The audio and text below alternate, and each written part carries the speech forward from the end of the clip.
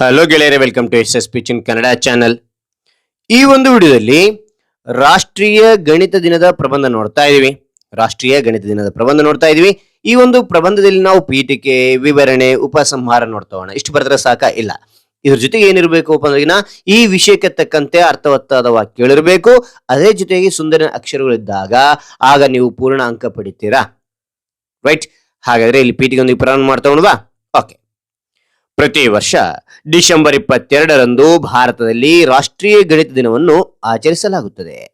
ಈ ದಿನವನ್ನು ಮಹಾನ್ ಗಣಿತಜ್ಞ ಶ್ರೀನಿವಾಸ ರಾಮಾನುಜನ್ ಅವರ ಜನ್ಮದಿನದ ನೆನಪಿಗಾಗಿ ಆಚರಿಸಲಾಗುತ್ತದೆ. ಗಣಿತಶಾಸ್ತ್ರದ ಮಹತ್ವವನ್ನು ಸಮಾಜಕ್ಕೆ ತಿಳಿಸುವುದು ಮತ್ತು ವಿದ್ಯಾರ್ಥಿಗಳಲ್ಲಿ ಗಣಿತದ ಆಸಕ್ತಿಯನ್ನು ಬೆಳೆಸುವುದು ಈ ದಿನದ ಮುಖ್ಯ ಉದ್ದೇಶ ಅಂತಕ್ಕಂಥದ್ದು ನಾವು ನೋಡಬಹುದು. ಇಲ್ಲಿ ಪೀಠಿಕೆಯಲ್ಲಿ ನಾನು ಇಲ್ಲಿ 5 ಸಾಲಿನಗಳು ಬರೆದಿದ್ದೀನಿ, ನೀವು 6 ಸಾಲಿನಗಳು ಬರಿತಾ ಹೋಗ್ಬೋದು.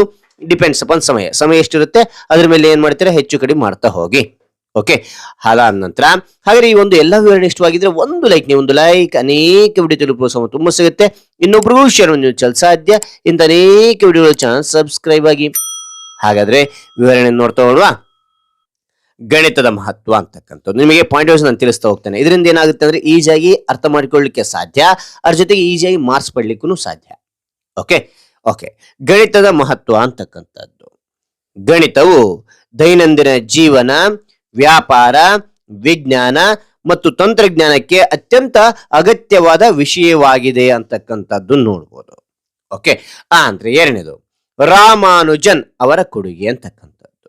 ಶ್ರೀನಿವಾಸ ರಾಮಾನುಜನ್ ಅವರು ಭಾರತೀಯ ಗಣಿತಶಾಸ್ತ್ರಕ್ಕೆ ಅಮೂಲ್ಯ ಕೊಡುಗೆ ನೀಡಿ ವಿಶ್ವ ಮಟ್ಟದಲ್ಲಿ ಭಾರತದ ಗೌರವ ಹೆಚ್ಚಿಸಿದ್ರು ಅಂತಕ್ಕಂಥ ನೋಡ್ಬೋದು.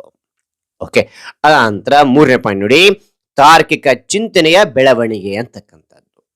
ಗಣಿತ ಅಧ್ಯಯನದಿಂದ ತಾರ್ಕಿಕವಾಗಿ ಯೋಚಿಸುವ ಶಕ್ತಿ ಮತ್ತು ಸಮಸ್ಯೆ ಪರಿಹಾರ ಸಾಮರ್ಥ್ಯ ಬೆಳೆಯುತ್ತದೆ. ಓಕೆನಾ? ಯೋಚಿಸುವ ಶಕ್ತಿ ಮತ್ತು ಸಮಸ್ಯೆ ಪರಿಹಾರ ಸಾಮರ್ಥ್ಯ ಬೆಳೆಯುತ್ತದೆ ಇದರಿಂದ. 4ನೇ ಪಾಯಿಂಟ್, ಶೈಕ್ಷಣಿಕ ಚಟುವಟಿಕೆಗಳು ಅಂತಕ್ಕಂಥದ್ದು. ಈ ದಿನ ಶಾಲೆಗಳಲ್ಲಿ ಕ್ವಿಜ್, ಗಣಿತ ಸ್ಪರ್ಧೆಗಳು ಮತ್ತು ಉಪನ್ಯಾಸಗಳು ಆಯೋಜಿಸಲಾಗುತ್ತದೆ ಅಂತಕ್ಕಂಥದ್ದು ನಾವು ನೋಡ್ಬೋದು. ಓಕೆ. ಅದಾದ ನಂತರ ಭವಿಷ್ಯದ ವಿಜ್ಞಾನಿಗಳಿಗೆ ಪ್ರೇರಣೆ ಅಂತಕ್ಕಂಥದ್ದು. ವಿದ್ಯಾರ್ಥಿಗಳಲ್ಲಿ ಗಣಿತದ ಮೇಲೆ ಆಸಕ್ತಿ ಮೂಡಿಸಿ ಸಂಶೋಧನೆಗೆ ಪ್ರೇರಣೆ ನೀಡುತ್ತದೆ ಅಂತಕ್ಕಂಥದ್ದು ಕಂಡು ಬರಬಹುದು. ಓಕೆ.